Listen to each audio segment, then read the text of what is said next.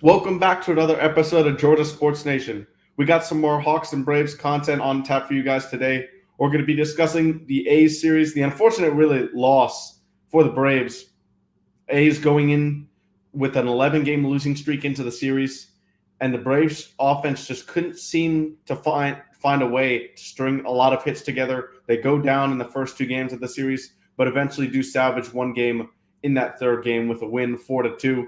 Michael Soroka made his season debut after not pitching for more than 1,000 days at the big league level in the first game, and the A's really kind of ruined that with their offensive performance as well as the bullpen's performance after that.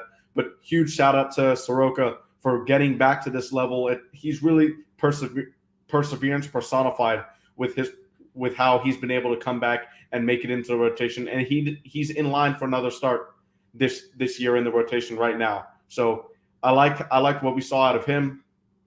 And overall, the starting pitching from the Braves in the A's series was really good. But unfortunately, the bats just could not get there. We're also going to be previewing the series against the Diamondbacks that starts tonight. The Diamondbacks are tied with the Dodgers, who have the top record in the National League. So it's going to be a tough series.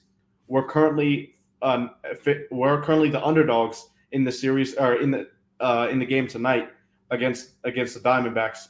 So it's going to be a tough series. Arizona always plays it well. But last year, the Braves turned their season around at Arizona when Michael Harris really came up. So it was against the Diamondbacks as well as then. So let's see if the Braves can snap out of this skid here, losing more than they've won in their past 10 games. So hopefully the offense will bounce back and the starting pitching, which has been strong for the Braves all year, can really keep it up. Towards the end of the show, we're going to be discussing Trae Young's new podcast, From the Point, some points he brought up in his opening episode, which dropped on Thursday, yesterday of this week. So interesting points there from our star point guard. He talks about Quinn Snyder, also talked about what he's going to be working on over this summer as we got Big Ant joining us right here. And what are you excited? What are you excited about seeing in this series for the Braves against the Diamondbacks, who are playing good ball? And what did you not see in the A's series that really made us go down to the worst team in baseball history? Well, I've been saying it all season long, and I mean, even though yes, we are a home run hitting team, but what I want us to do is um stop reaching for a home run. Every at bat. If they give you a base hit, take the base hit. If they give you a gap, okay, take the gap. If they give you the corners, take the corners. Because we have been, especially this last series, we were not good at runners in score position at all. No, terrible. Terrible. And that cannot happen against these good teams that we are now, starting to see because they're going to make you pay. Yeah. And in the first game against the A's, as we dive into the series in more detail, Michael Soroka was really cruising through three innings. But after the three-run homer by Ryan Noda, the start kind of went off the rails there. And after Soroka was pulled out of the game, the bullpen really had its struggles, as a lot of them have had this May. AJ Minter with a bad inning. Lucas Lidke, who is actually designated for assignment after this game, uh, could only retire one batter in his inning of work. So really the pitching, as far as the bullpen goes, was the problem in game one. I thought Michael Soroka pitched really well. I like the velocity. The sinker was sinking. The changeup was diving down and away against lefties, and that curveball diving down and away against righties. Still had that sharp break that we were used to seeing from Michael Soroka, that we knew as our ace 2 years ago. Yeah. Yeah, he did a really good job. It was like they said on Bally, it was just I think they said 10 pitches. 10 pitches. That's what cost Atlanta that game. 10 pitches. Yeah, and really the Braves' offense in Game 1, as you could tell by just the box score 7-2, struggled all day. Matt Olson keeps matching homers, so he keeps doing his thing. He'll strike out his fair share, but he's taking his walks as well. He's almost at the league in homers, which is Pete Alonso. He has 17 homers on the season now, Matt Olson. And when you've got a guy like Acuna, who especially in the first inning is always on base, whether that be a walk, he's batting over 450 in the first inning. When you've got a guy like that in Matt Olson who's going to drive and runs next to Acuna, it can be 2-0 really quick. And we've seen the Braves jump out to these first inning leads just like we did in this first game of the series. Sean Murphy with a single with an RBI single to score the first run of the game in the first inning of the series. And we thought, okay, it's the A's. We're going to win this series. We're already scoring. It's going to be easy. But no, that the young A's fought back and really put a quicker number on the board, winning 7-2. Well, see, Mikey, when you start thinking like that, you've already lost the series. Because in sports, I don't care who you are. I don't care what sport it is. Anybody can beat anybody any given day. Yeah, they're all big. Does not matter. Yep, doesn't matter. Yeah, so the Braves. It's funny because over the last 3 days, I think I've seen so many people say this team is so bad. We're not World Series contenders this year. They're jumping off the rails after a series in May, and in May. We had a 3.5 game lead in the East. It was around 8, 5.5, that range before. But the Braves had the best record in May out of all the NL East teams, and all the NL East teams really struggled. Right. So after all of that, the other teams that are contending for the division, namely the Mets and the Miami Marlins, surprisingly, are doing well now, but obviously the Mets and Phillies are there as the two primary teams that are going to compete with the Braves. They didn't take advantage of it. So honestly, it's not really that bad as it looks. That's just my thoughts on that. What was your opinion on seeing all the panicking going on over this series so far? Panic. I don't understand it because it's like you just said. It's May. Why are we complaining? I mean, hell. Look at what the Phillies did last year. They didn't even win their division. They had to go through what we call the play-in or the wild card, and they made it to the World Series. Look at us 2 years ago. We started off really bad. We did not get over 500 until almost about All-Star break. And then look, we won the World Series. Yep. All we're saying is just calm down. So what? We lost a few games in our division. Okay, we knew that was coming. If anybody were to sit here and tell me that we were going to just run away with this division, I wouldn't believe you, because this division is, it's tough. Yeah, besides the Nationals, I mean, everybody's going to give you a competitive game night in and night out. Exactly. So yeah, as we dive a little bit deeper into the game here, talking more about Michael Soroka, his first 2 innings were perfect innings, and then he didn't allow his first hit until Jonah Bride with a 1-out single in the third. He loaded the bases after that after he plunked a batter and then another one hit a single.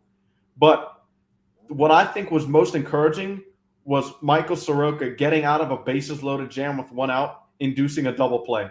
That was the Michael Soroka we saw before he got hurt, with an elite ground ball rate similar to Bryce Elder this year.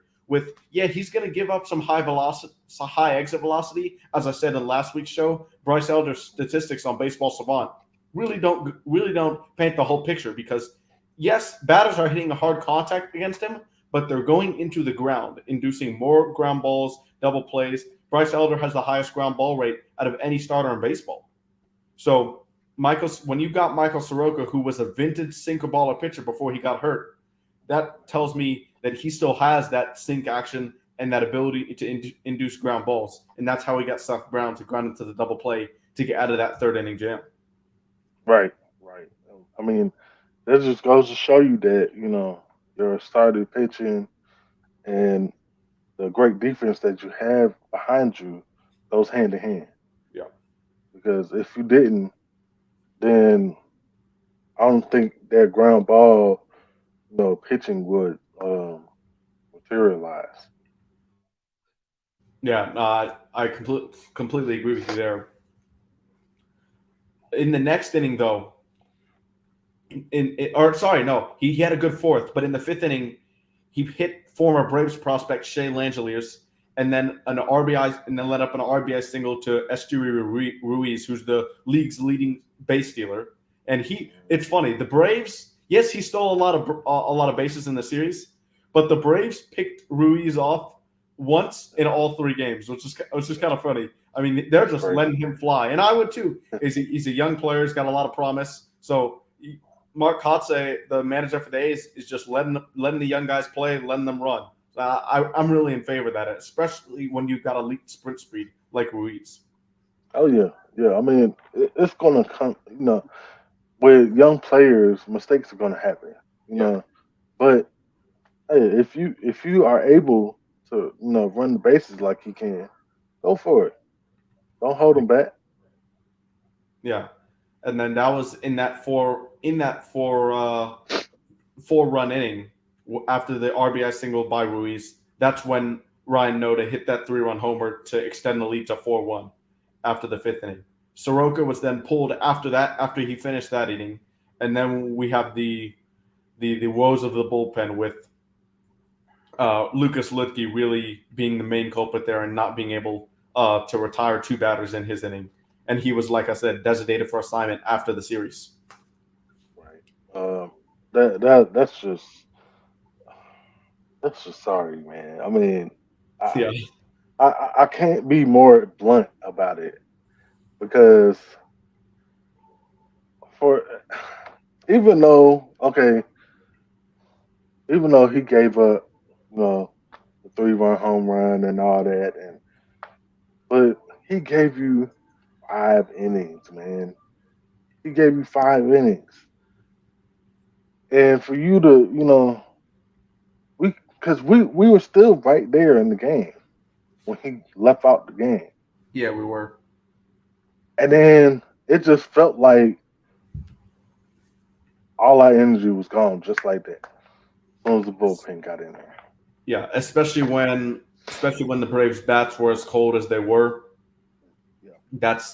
It was kind of unfortunate from there. One bat that's not cold though, Austin Riley.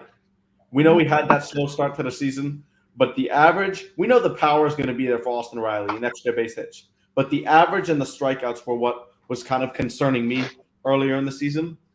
But it seems like he's figured that out. He extended his hitting streak on this game to a season's best 12 with a first inning single.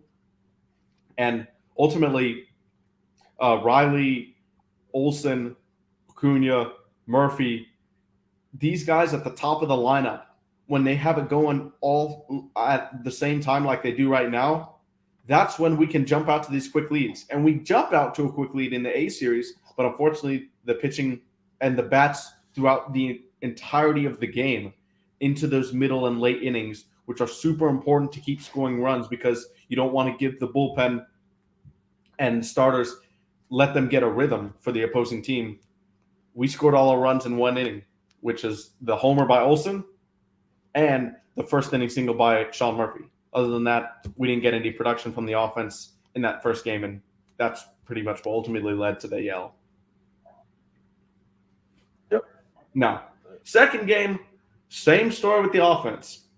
I mean, when we only score 1 run and only get 5 hits on the night, we're not going to expect to win that game. Now, obviously, Raisel Iglesias did not have a good game in that second game when he walked the bases loaded, and then Austin Riley with a costly error there to send the winning run home. But still, regardless, the offense has got to be better. You can't score one run off of J.P. Sears, a pitching staff who's the worst in baseball in the Athletics, and expect to win the game scoring one run. That just can't happen. No, that can't happen. This ain't excusable. Yeah. And the one homer, the run was a solo homer by Kevin Pillar, who's homering at the best rate of his career this year, which is really encouraging because with Eddie Rosario's struggles lately, I'd like to see Pillar actually get more playing time even against righties. I've liked his approach at the plate. And obviously, we know the defense, he's way better than Eddie on the defensive side of the ball. So when you've got Pillar playing offense like this, and he's a great defender, I think Snit's got to find more playing time for him. What about you? Oh yeah, I agree. He has better foot speed than Eddie, and that allows him to his range is scary good. I mean, Yeah. So yeah, I agree. Snit has to find him more playing time. Yeah, both offenses really struggled in this game. And the pitching was really good. You got Bryce Elder going 7 1/3 innings, only allowing 1 run, and then you got Raisel Iglesias obviously allowing that unearned run, which was by the error by Riley again, which sealed the deal. But I'm impressed by AJ Minter in these last few outings. I hope he's found something. He's had now 2 good outings in a row. Let's see if he can return to that old AJ Minter, the guy that we're so used to being a lock-in setup man for Raisel in that 9th inning. We need it. Yes, we're begging you, AJ. Please come back to yourself. Yeah, and I like what Snit's doing with it because Nick Anderson has been really good this year. He's in the 8th inning. He's been the guy so far to bridge Raisel Iglesias for closing opportunities. And I hope that Anderson continues to perform this well because if you've got Minter, Anderson, and yes, Iglesias had a shaky outing last start, but most of his outings have been good. When you've got Minter, Anderson, and Iglesias going at the same time, all on the same page, that's a clear bridge from when you get your starter to go 6 innings. You put Minter, Anderson, Iglesias. That's the formula. So it gives Brian Snitker flexibility for those earlier innings, and it gives him a foundation to say, okay, I know what I'm going to when those guys are available. So I think that provides the offense even more confidence as well because they know that they're going to have some guys coming in that are pitching well and are going to be able to hold a lead or hold the deficit to where it is to give the offense a chance to come back in the game. Yeah, exactly. It helps your psyche knowing that you don't have to go out there and save the game every single at bat. Yep. When you can just settle down, just go through your progressions, see pitches, you feel a whole lot better. But when you gotta put your cape on and you gotta save the team every single at bat, that's when you start doing too much. You start popping out and striking out. You start getting frozen with pitches down the middle. This is what happens. Yeah. I like what A's manager Mark Kotze, former Braves player, actually said after the second game. And, well, actually, it was what he told J.P. Sears. Sears said, Kotz talked a lot last week about just taking the small victories when you get them. I think guys bought into that. Just trying to win each game, each pitch, and just kind of try to keep our head down and not look at the outside and the distractions around us.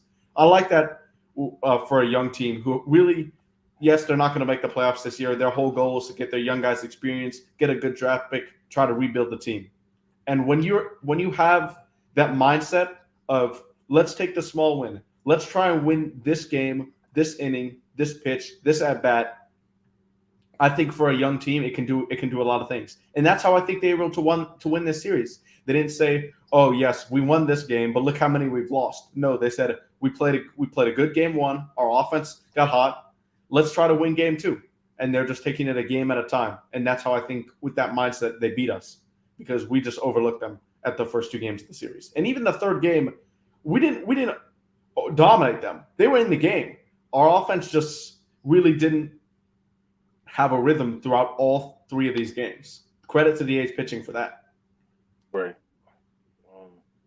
Yeah, they. When you can have a young team stop thinking too much, and they were basically playing like they were 0-0, like they didn't have a record yet. Like, and for you to get a young baseball team to do that, to buy in like that, that speaks volumes of what kind of coach you are. Yeah. Because not everybody can do that. Yeah. So, and in after the second game, very important. Yes, Lucas Litke was designated for assignment, but I never told you guys the corresponding move to that, because I wanted to introduce it to a whole nother segment.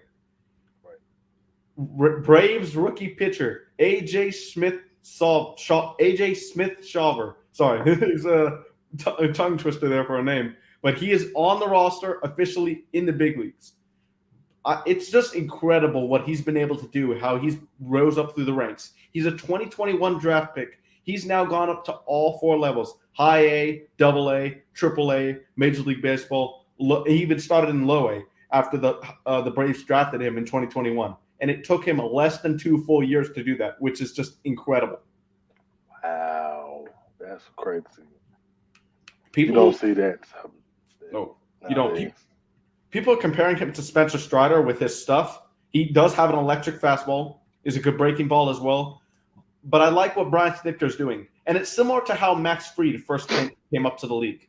He's using Smith Shawver in the bullpen to kind of get used to him, because he said in some comments he expects him to get maybe one or a couple starts this year. At some point he'll be needed. But this allows him to get ready. The bullpen, kind of introduce him to the guys, get a feel for pitching at the major league level when it's not as pressured. He can start low leverage situations in the bullpen compared to starting his first time up in the big leagues. And I think that's a good move. Yeah. Don't just throw him out there. Like, stop. Go ahead. No.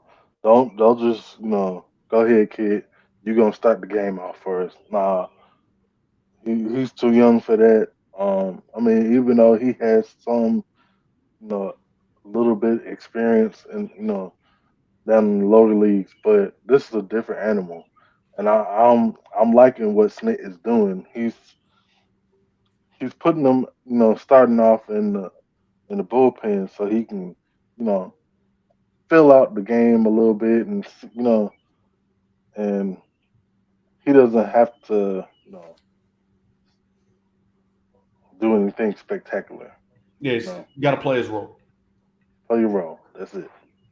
And we'll see if he gets. We'll see if we get our first look at that role in the series beginning in the desert tonight in Arizona. As we move on to the third game here, the Braves finally solved the mighty Athletics, got the win 4-2. Ozzie, good sign. He hit a home. He pulled a homer from the left side down the line, and that's basically how we got our offense jump started to finally score more than 2 runs in a game this series, which is kind of just crazy when you think about the A's pitching staff and everything. Right. Brian Snitker, after the game, said these guys deserve the day off, and the Braves did. The Braves played a stretch of 19 games in 20 days.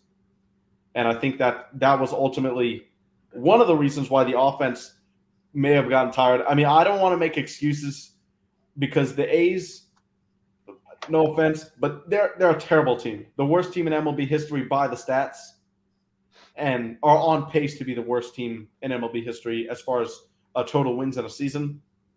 And we had to come out of there with a win. Getting swept by the A's was just not an option. And the bullpen came through. Really, the whole pitching staff did. Jared Schuster with another impressive start, 5 1/3 innings of just 2 runs. And the thing about Jared Schuster that has really caused him some trouble in his bad starts this year, namely the first couple, are the walks. Now, he was able to dance around trouble in that third game because he did walk 4, but he made key pitches in key situations and got out of those, which is what you want. You want learning experiences like that, especially when you're a young pitcher, but you don't want to get hurt by them. And I think that probably describes the Schuster start in that third game against the A's to a T. Yes, it does. To the point.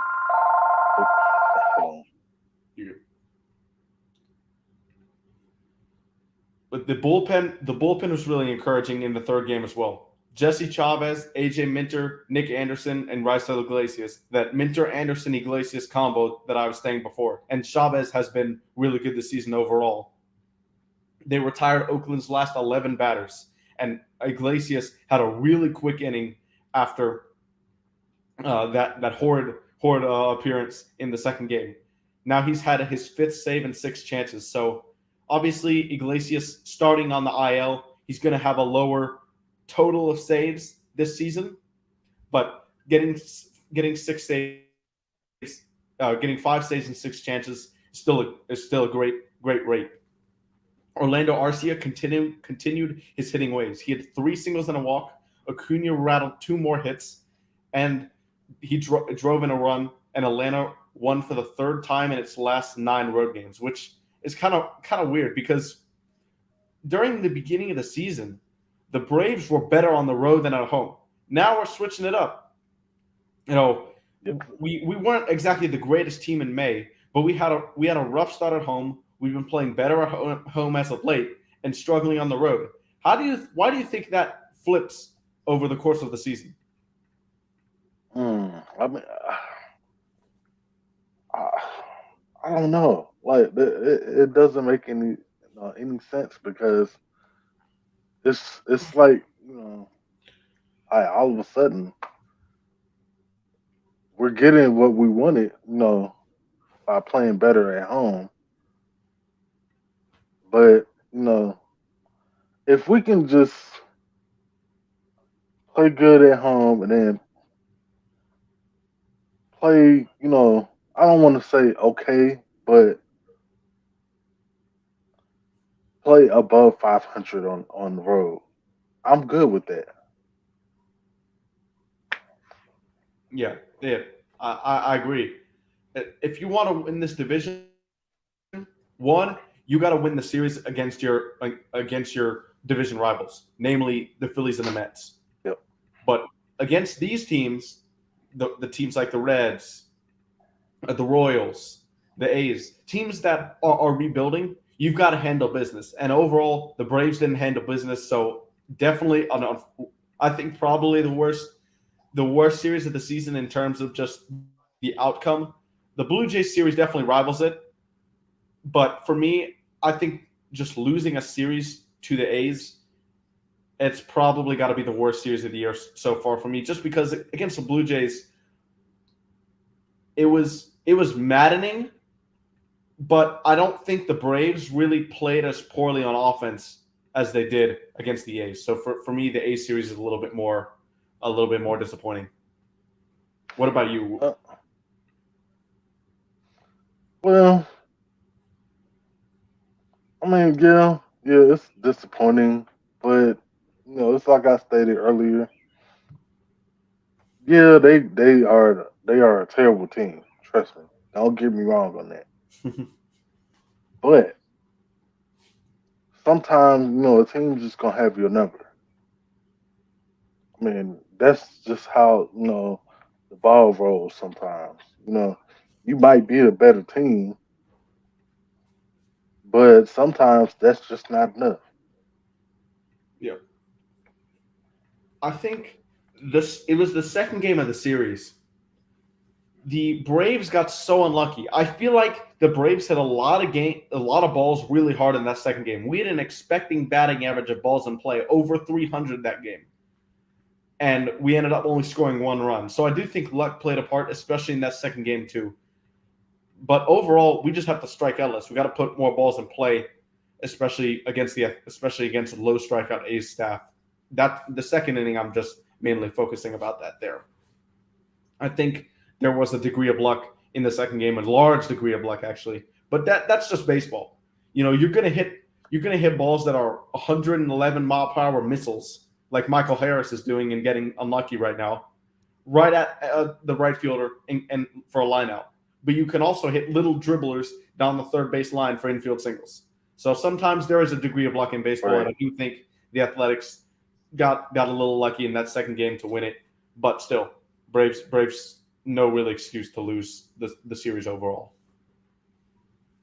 I mean, no excuse, but I mean, they just got lucky. Yeah. As we transition here to the Diamondback series, they're playing really good baseball. The Diamondbacks, they're trying to extend their home win streak to a season best 12 games. I think they haven't lost at home. They're 19-12 down in the desert, and their offense and both defense has been doing it well. Merrill Kelly's had a great season, just a 2.83 ERA. The long ball has given him some trouble, though. He has allowed 5 homers, but the Braves lineup doesn't really have much experience against Merrill Kelly. Acuna has the most at bats against him. He's 3 for 7, so that's a great number. But other than that, nobody has more than 6 at bats. Olson's 0 for 6 with 2 Ks. So Wow. hopefully the Braves can solve Merrill Kelly today. And in one of the first few games of the season, the Braves on the road are actually underdogs. ESPN, Really? with their analytics, has the Diamondbacks winning this game 54% of the time, which I thought was really interesting because you don't really hear much about the Diamondbacks if you're not following baseball really closely. But they've been really good, especially their pitching staff. Zach Gallen has posted the highest WAR so far in the league, and then you've got Merrill Kelly behind him, who's done an incredible job as well. So their pitching is really good. Their bullpen is good. Their offense is not the strongest part of their game. Pitching side is better, but it's been solid enough, even with losing David Peralta, to be in the mix. Yeah. So that tells me that what we're going to have to do on offense is stay disciplined at the plate. It's going to take at least, unless we can, see his pitches early. It's going to take at least one full at bat to see what he's doing, and then if we can, stay disciplined on, balls that's outside the zone and stuff like that, then we might be able to do something tonight. Yeah. Most of their offense just comes from their top 5 guys in the order. You've got Geraldo Perdomo, Ketel Marte, Corbin Carroll, who's their rookie sensation so far this year, Christian Walker, who has 12 homers on the year and 35 ribbies, and then you've got Lourdes Gurriel, who's batting 309 on the season. After that, though, it does dip off.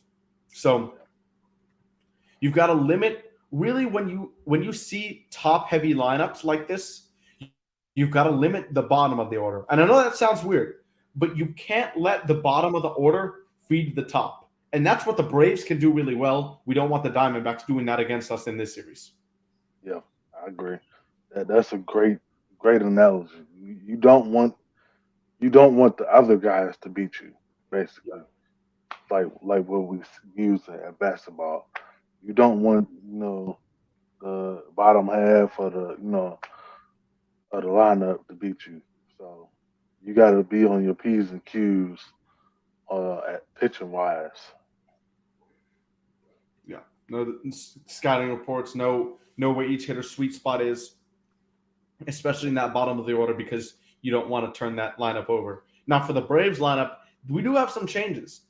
It's been a while since we've had Sean Murphy and Travis d'Arnaud both in the same lineup. Marcell Ozuna kind of been on the struggle bus in the last 3 games in the A series. He struggled after having that huge month of May before that series. But overall, it's just 3 games. Hopefully, Ozuna comes back tomorrow if he does play and gets back to his hitting ways of May. and doesn't fall back into what he was in April, which we kind of don't even want to talk about. But for the Braves, we've got Murphy batting fourth, Darno batting fifth, and then Rosario sixth. Other than that, it's the classic lineup: Albies, Arcia, Harris, rounding out the last three spots with Acuna, Olsen, and Riley at the top of the order. Well, Merrill Kell is a tough customer, so hopefully these guys can put together tough at bats against him, make him work. Mm-hmm. Yep. And with the Braves having a day off, these bats should be fresh. The bullpen should be fresh. So hopefully we don't see any collapses by the bullpen tonight, and the offense can score a lot of runs, because the Diamondbacks park, it's a big field. So you can say it's a pitcher's park, but there's so much space in the outfield, and it's hard to cover all that. Similar to Coors Field, it's triples alley there. There are a lot of triples hit in the Diamondback Stadium. So Acuna, Albies, Harris, it's those three really guys that can fly. If they can get it to the gaps, I think we can see a lot of guys on third with less than 2 outs here, and we got to be able to take advantage of those situations in the entire series. Yes, we have to.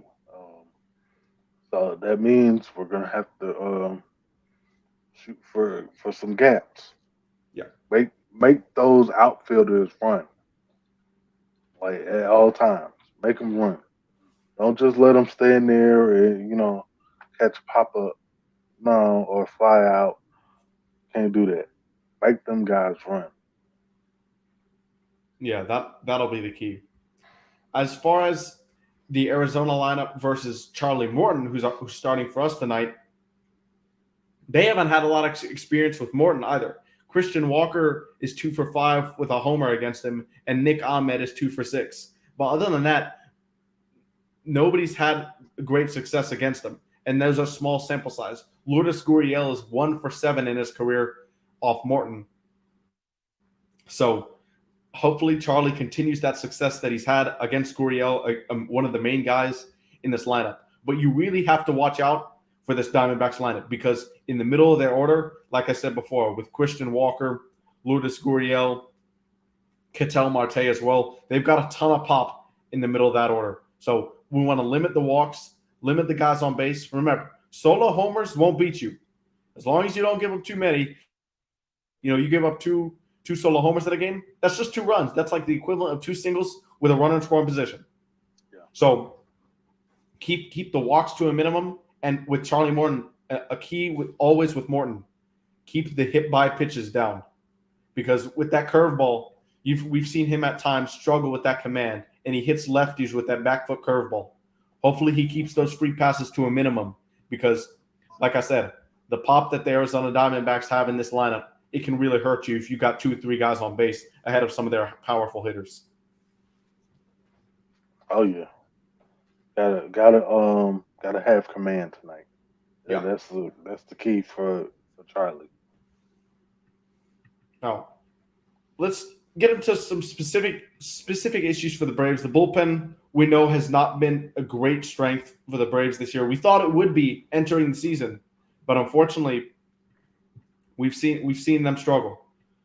What do you think needs to happen with the Braves to get 1 or 2 guys to be trusted completely in their roles? Because I think for right now, AJ may be getting there, but the only guy I trust completely coming out of the pen is Nick Anderson. And then obviously Iglesias is not going to pitch anything other than the ninth. So he's kind of in a league of his own there. But Anderson, to me, and Chavez, I'll put Chavez in there as well, with Michael Tonkin injured and Dylan Lee injured as well. Not Tonkin. Chavez and Anderson, for me, are the only 2 guys right now I'm confident in will get a great start. AJ's getting there, though. Minter's close, I feel like it. Minter is getting close. He's not making the same mistakes as he was early on. Chavez, he's not going to have a bad night every night that he goes out there. And Nick Anderson, yeah, he's pretty good. He's been doing great for what we've been asking from him.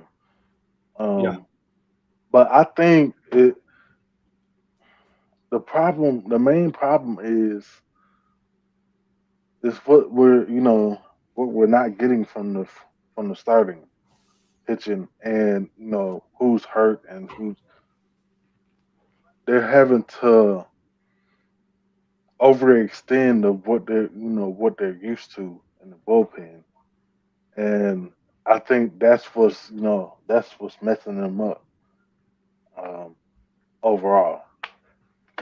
I'm actually gonna disagree with you there because the Braves overall throughout the season to this point, their starters are number one in ERA in the National League, even without Max Fried and Kyle Wright.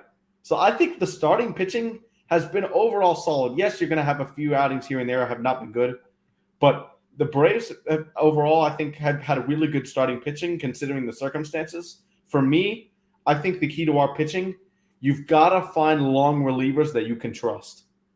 With Dylan Lee out and Michael Tonkin out and Chavez being used as a one-inning guy, you need guys to fill out. Let's say Charlie Morton tonight goes 5 innings, but he's at 90 pitches, 95. He's good. He allows up maybe one or two runs, but it's not an efficient 5 innings.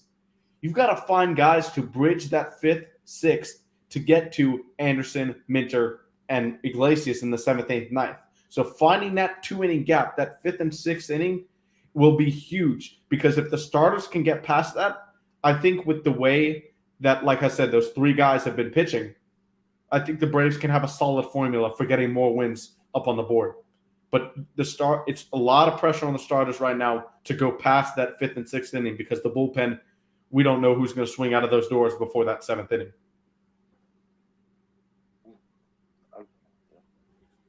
Yeah.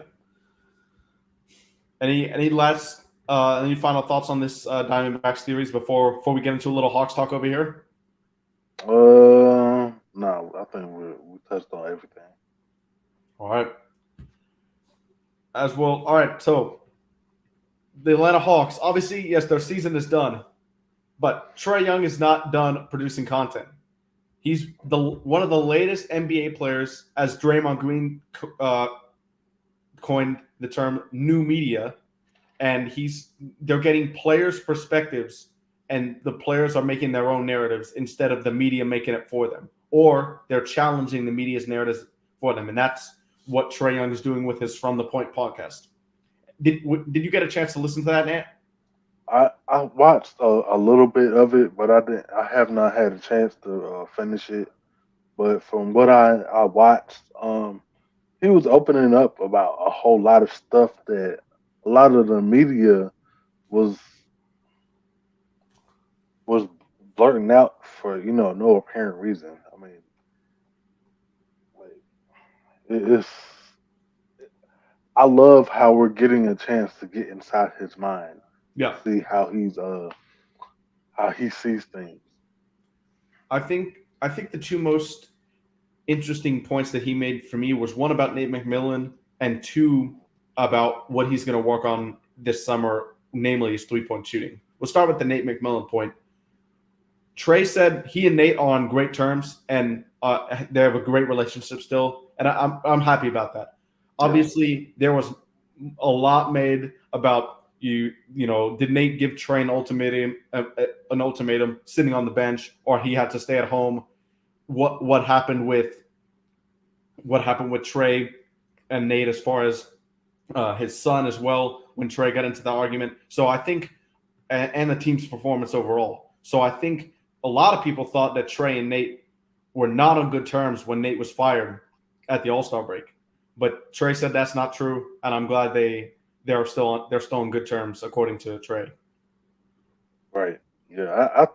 I had a feeling that it was it was a lot of misinformation from the media about between him and Coach Nate because it didn't seem like there was bad blood, on the court. Because usually when there's bad blood on the court, you would see it. Yeah. And the second point that Trey made that I'm really happy about was he said he's going to work on a lot of that 3-point shooting. Obviously, it's been well documented that Trey had a down year as far as his 3-point percentage and efficiency. With 2 years ago, he had a great shooting year from beyond the arc. But this year, it slipped a little. And he knows that Quinn Snyder, now head coach for the Hawks, wants to shoot a lot of threes and wants to get that pace up to the offense. Trey increasing that shooting percentage and getting better from that off-the-dribble three if somebody goes under that screen can really improve our 3-point volume. And I think that's what Snyder's going to want to see come 2023 as far as 2024 as far as the offensive side of the ball goes. Yeah. He has to, get back in the lab and, he has to work on perfecting that shot. You're never going to hit perfection, but if you can strive towards perfection, then that's a step in the right direction. Yeah. And we'll see we'll see Trey's volume over the course of the first few games next season. See the efficiency of how it translates to how many threes he was taking this year versus how many he will take next year. But I think we'll see an increase in that percentage just because we've seen Trey after his rookie year had 4 great shooting seasons. Yeah. Then this year, his 3-point percentage just fell off.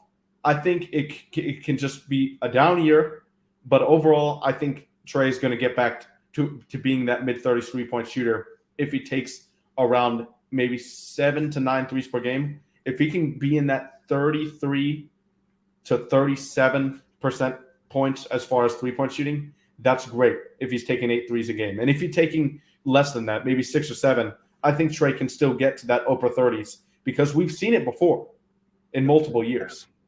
Yeah. We've seen it before. And I think that last year was just, an anomaly. Like I don't think that's going to happen, many times with Trey. Yeah, it's funny because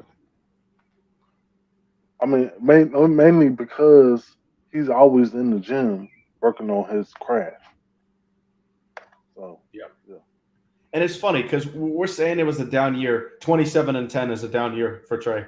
It's funny. Like, how many other NBA players can say 27-10? I should have shot better. I don't know. People are going to say that, right? So not a lot of people can say that. So we know, right? Trey's. I have confidence that Trey's going to come back a better shooter next year. It's no doubt. Yeah, without a doubt. Yeah, those are high praises for to have for. I think what? No, I'm not gonna do it yet. I'm wait till we close to the season to make my my bold prediction for next year. So stick around for till the summer because we gotta get Ant's prediction for Trey's game for Trey's year next year. Yep. Sticking on the theme of basketball, I do want to say this. What do you got in the finals? Heat, Nuggets, and in how many games? I'm gonna say Nuggets.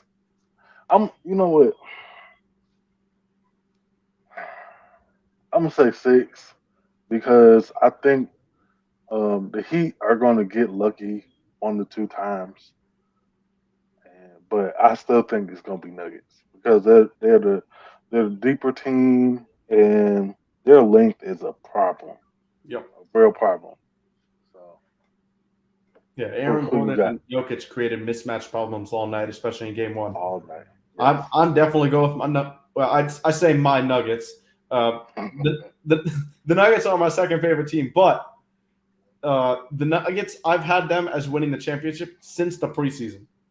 So it's gonna be pretty cool if I can predict the championship. I was off by one team. I thought it was gonna be the Celtics and the Nuggets, so I was off by one game. But it would have been pretty cool to have predicted the finals. But I do think overall the Nuggets will win this. I'll get my preseason prediction correct. And I agree. I think it'll be 6 games. The Heat the Heat will tough out 2 wins. I'm fairly certain about that. Max Strus, Caleb Martin had bad games. Strus especially. Strus got so many wide open looks in game 1, just couldn't knock it down. And we know from games against the Hawks, Strus is an elite shooter. He just had a bad shooting night. So I do think he'll go off a couple times. And with Tyler Hero coming back, he'll probably have a couple good games. He could come back game 2, but definitely game 3 is more of a possibility. But I do think, yes, the Nuggets will end up taking the chip home. And Jokic and the Denver narrative that Jokic has had no playoff success before this year, even though he's had his 2 other stars injured, will be thrown out the window. Thank you, Mikey. Thank you. Yeah, Jamal Murray is finally healthy. Yep. And then even when Jamal Murray and Jokic were together healthy, Michael Porter wasn't healthy. Yeah. So you've got the 3 main offensive guys for the Nuggets healthy. That's why I was like, they're going to put it all together this year. And so far, I think they're on their way. Yeah. And I'm excited because this will be their first championship in their history. Yeah.